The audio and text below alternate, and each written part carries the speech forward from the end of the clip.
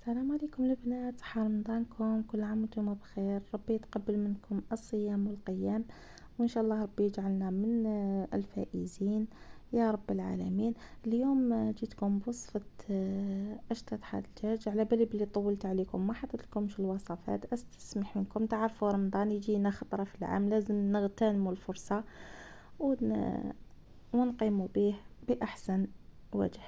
جيتكم بهذه الوصفة تاع شطة الدجاج اللي بزاف بنينة وما كاش اللي ندوزو للمقادير. عندي اطراف الدجاج حسب افراد العائله، عندي فصوص ثوم، عندي الزبده، عندي ورق قرن، عندي الحار، عندي توابل فلفل الكحل والسكنجبير والعكري والقليل من الكمون، عندي هنايا الحميصه طايبه نص طياب.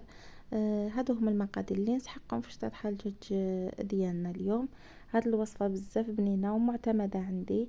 جربيها ما راحش تندمي. هنا في لاكوكوط نحط القليل من الزيت والملعقه تاع الزبده، نخليها تذوب.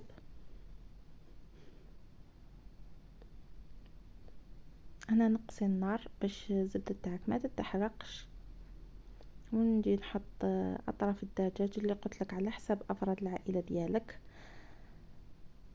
نخليهم يتقلاو مليح ويدو هذاك اللون الاحمر هذاك.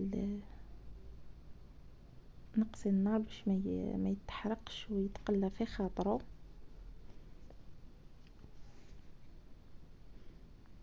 جربي هاد الوصفه، على بالي بلي راح تعجبك وراح تجي بنينه. عينك الماكله تاعك تجيك بنينه وما تتشبعش، لازمك تقلي مليح، لازمك تخليها تتقلى في خاطرها. هنا ندوزو للدرسه اللي انا نحب الدرسه نديرها في المهراس، نحب الوصفه هذه نديرها على اصولها. جبت الثوم وجبت الحار، حكمتهم حطيتهم في المهراس مع القليل من الملح، درستهم هكذا. انا ما حطيتش الملح مع الدجاج يتقلى، حطيته هنايا مع الدرسه،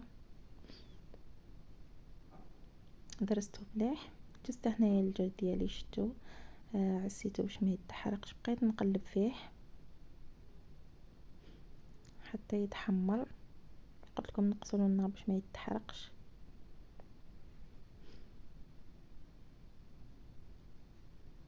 نتمنى ان شاء الله هاد الوصفه تجربوها وتكتبوا لي في لي كومونتير. هنايا حكمت الدرسه تاعي، ضفت لها القليل من الماء، وحكمت ضفت لها نصف ملعقه طماطم مصبره حتعطيها ذوق مختلف.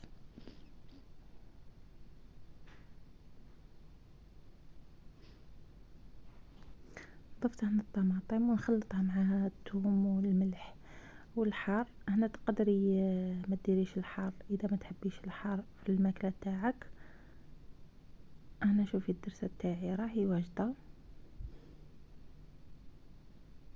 نروح نقلب الدجاج ديالي نشوفوا اسكو تحمر. شوفي هنايا لقيته تحمر. نضيف عليه هذه الدرسه،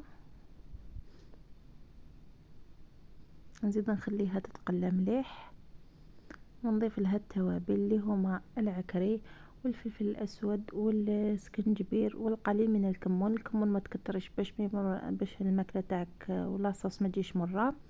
نضيف الحميصه ديالي اللي قلت لك كان طيبه نص طياب، نزيد نخليها تتقلى مع الدرسه والدجاج.